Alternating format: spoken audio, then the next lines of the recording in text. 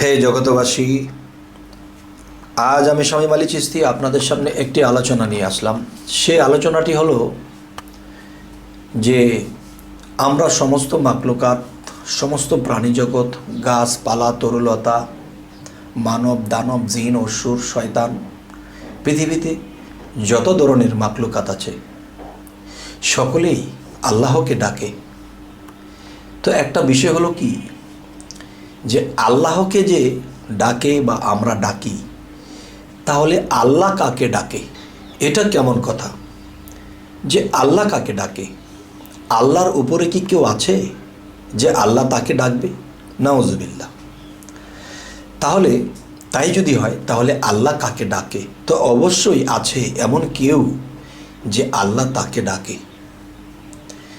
যেমন আমরা বলতেছি কি, আল্লাহ হু, তিনি আল্লাহ, তিনি আল্লাহ সমস্ত জগৎ সৃষ্টি করেছেন, আমাকে তোমাকে সমস্ত কিছু সৃষ্টি করেছেন। কিন্তু সমস্ত সৃষ্টি তো আল্লাহকে ডাকে। আল্লাহ ডাকে কাকে? সেই বিষয়টি হলো মুহাম্মদ সাল্লাল্লাহু আলাইহি সাল্লাম যখন আল্লাহর ইবাদত করত, আল্লাহর সাধনা করত, আল্লাহর কর্মগুলো করত, আল্লাহর সাধনা, আল্লাহর কর্মগুলো যখন করত, তখন আল্লাহ হযরত মুহাম্মদ সাল্লাল্লাহু আলাইহি সাল্লামের ডাকে, ভক্তিতে, প্রেমে যখন আল্লাহ খুশি হয়ে যেত, তখন আল্লাহ তাকে বন্ধু বলে ডাকত। আচ্ছা, এখন আল্লাহর জিকির আমরা করতেছি, আল্লাহকে আমরা ডাকতেছি।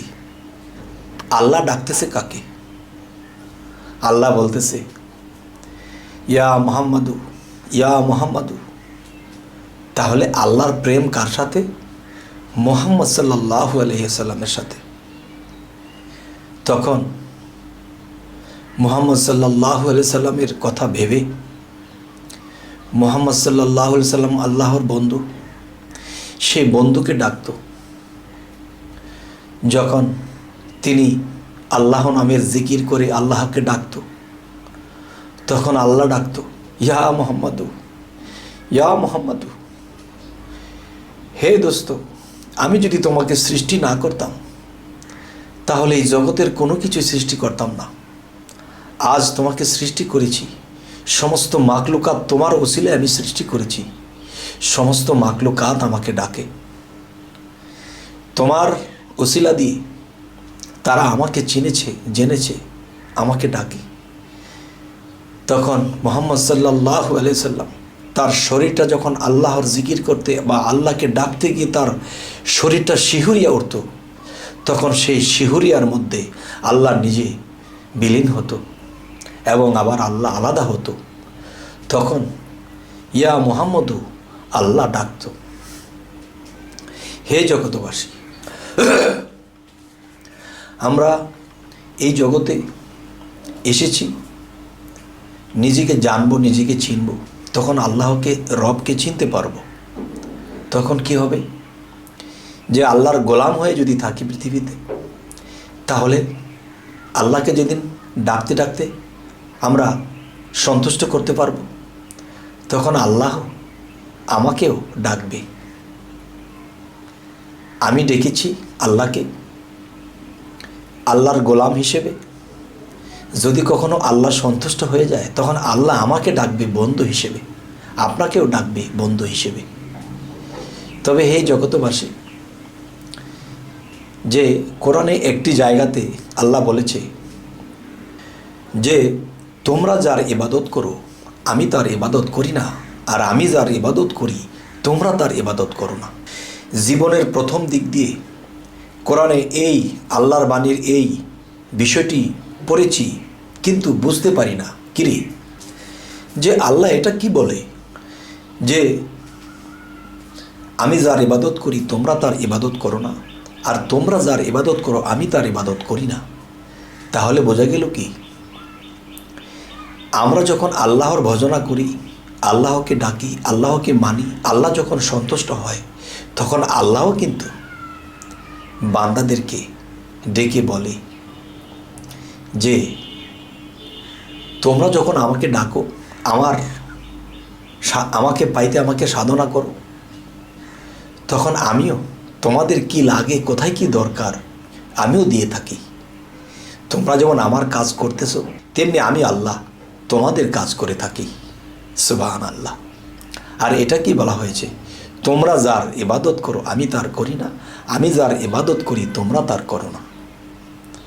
হে জগতবাসী, আজকের এই আলোচনার যে মূল এই বিষয়টি হলো যে আমরা যখন বাবা বলে ডাকি, তখন বাবাও কিন্তু আমাকে বাবা বলে ডাকে।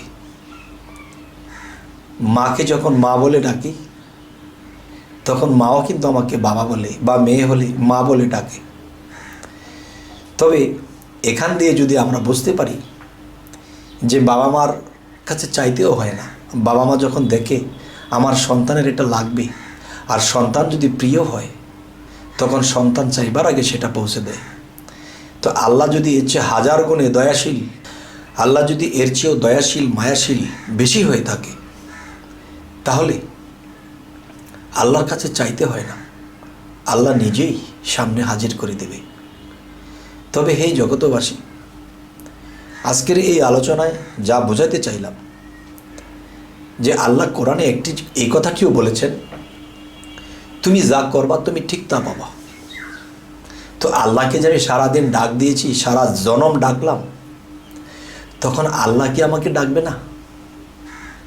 আল্লাহ সন্তুষ্ট হয়ে একদিন আমাকেও ডাকবে। যাই হোক, এই কথাগুলো জ্ঞানী লোকেরা অবশ্যই বুঝে নেবে। এই কথাগুলো শরীয়তের ধারা রেখে বলা হয়েছে। হাকিকত ও মারেফতের ধারায় যদি বলা হয় তাহলে বিশৃঙ্খলা হতে পারে।